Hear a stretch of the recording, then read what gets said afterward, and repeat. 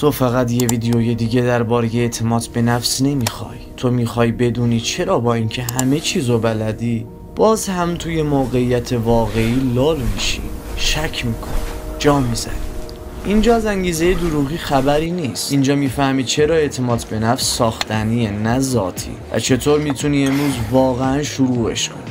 اعتماد به نفس یه ویژگی ثابت نیست، یه رفتار لحظه‌ای که ریشه داره در تصمیم‌هایی که لحظه به لحظه میگیری. این ویدیو قراره 5 تکنیک بهت بده که از عمق ذهنت کار میکنن. هر تکنیک یه ابزار، یه زاویه، یه دید، یه تمرین. اگه حتی یکیشو اجرا کنی نسخه فردای تو ازت ممنون خواهد. حالا بریم سر اصل ماجرا. تکنیک اول، حرکت قبل از اطمینان. اولین تکنیکی که اعتماد به نفس رو توی تو بیدار میکنه برخلاف چیزیه که همیشه بهت گفتن. همه گفتن وقتی آماده‌ای برو جلو، اما حقیقت اینه آدمای با اعتماد به نفس اول حرکت میکنن بعد آماده میشن. فرق آدم قوی با بقیه اینه که اون با ترسش حرکت میکنه. بذار یه مثال واقعی واسط بزنم. میدونی بیشتر سخنران‌های TED روز اولی که تمرین کردن نمیتونستن 2 جمله پشت سر هم حرف بزنن، اما اومدن روی صحنه با صدای لرزون، با کف دست عرق کرده و همون تجربه تبدیل شد به اعتماد به نفس واقعی. چون اعتماد به نفس پاداش عمله نه پیش نیازش. مغز تو وقتی ببینی یه کار رو انجام میدی پیام میفرسته، من دارم از پسش برمیام، و همین باعث ترشح دوپامین و کاهش اضطرابه. تو با عمل به مغزت میفهمونی که من میتونم. تکنیک دوم، زبان بدن. وقتی بدنت مغزتو گول میزنه. یه راز خیلی مهم اینجاست، مغزت به بدن تو نگاه میکنه تا بفهمه باید چه حسی داشته باشه. خب یعنی چی؟ یعنی اگه شونهات افتاده باشه، نگاهت پایین باشه، صدات آروم باشه، مغزت فکر میکنه ما ضعیفیم و همون حس رو بهت پس میده.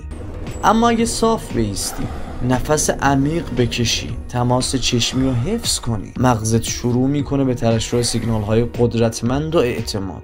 یه تحقیق معروف تو دانشگاه هاروارد نشون داد دانشجوهایی که فقط 2 دقیقه ژست قدرت گرفتن قبل از مصاحبه کاری، اعتماد به نفسشون به شکل چشمگیری افزایش پیدا کرد، حتی بدون اینکه تجربهشون تغییر کنه، فقط چون بدنشون این پیام رو به مغزشون فرستاده بود: من آمادم.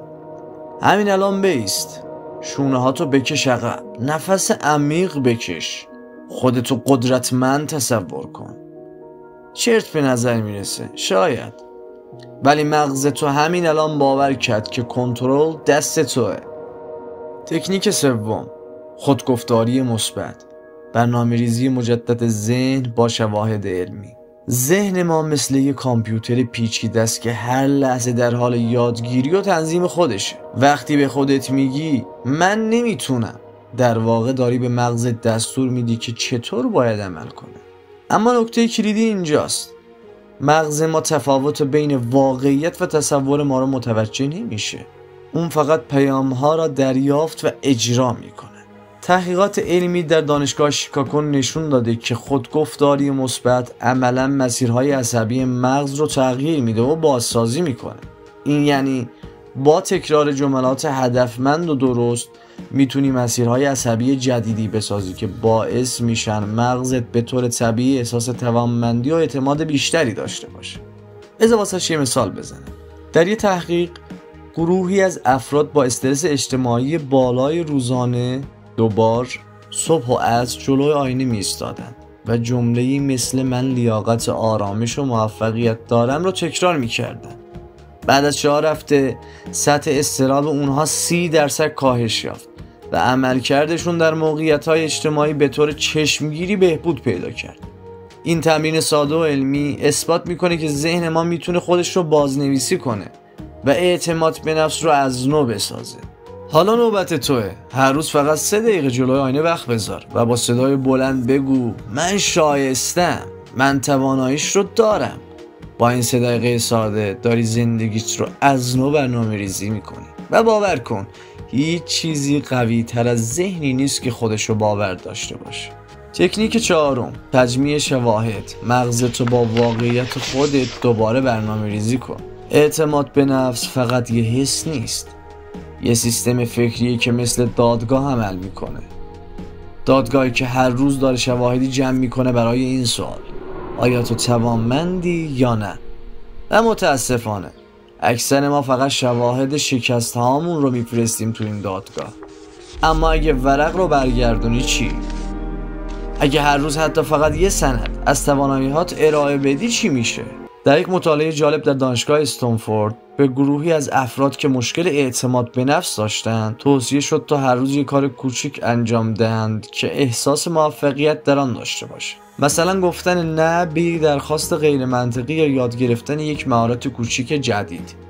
بعد از چند هفته نه تنها اعتماد به نفس آنها به طور قابل توجهی افزایش یافت، بلکه مغزشان با اسکن‌های MRI نشون داد که بخش‌های مرتبط با کنترل خود و انگیزه در آنها فعالتر شده. این یعنی مغز اونها با تکرار موفقیت‌های کوچیک به طور واقعی تغییر کرده بود. برای تمرین این تکنیک هر روز یک کار کوچیک انجام بدی که تو رو 1% به هدفت نزدیکتر کنه.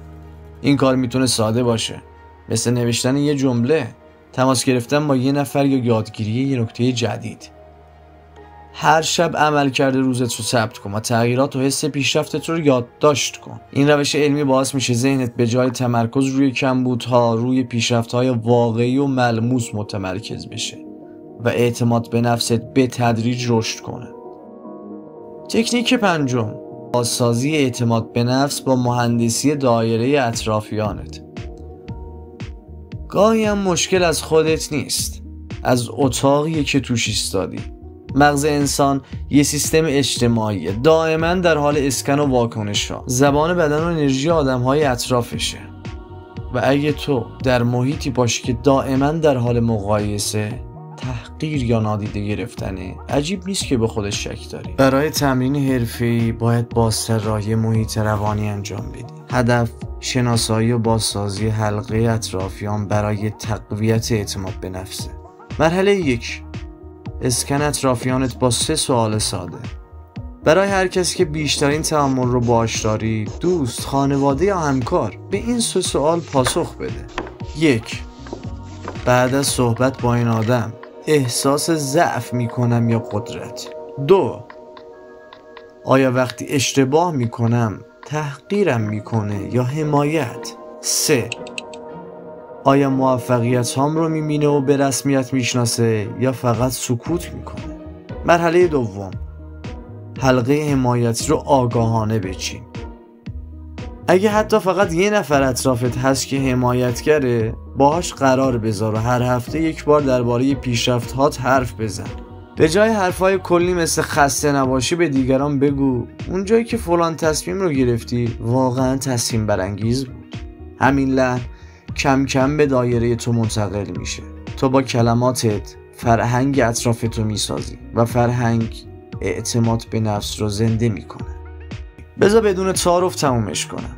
اعتماد به نفسی پاداش نیست، به آدمای خاصم داده نمیشه. اعتماد به نفس مثل یه عضل است، فقط برای کسی ساخته میشه که درد تمرین رو به جون بخره. نه با کتاب، نه با حرف من، نه حتی با این ویدیو، فقط با یه کار ساده. اینکه امروز یه تصمیمی بگیری که فردای تو ازش خجالت نکشی. اگه حتی فقط یکی از تمرین هایی که گفتم رو انجام بدی، یه نسخه جدید از تو شکل میگیره. اون نسخه شاید هنوز نترسه، ولی دیگه از ترسش فرار نمیکنه. و اون نقطه جاییه که ساختن اعتماد به نفس واقعی شروع میشه. نمیخوام بگی ویدیو خوب بود و حتی نمیخوام لایک بزنی، فقط ازت یه چیزی میخوام: اون تمرین لعنتی رو همین امشب انجام بده و اگه جرأتش رو داشتی فقط برام بنویس انجام دادم.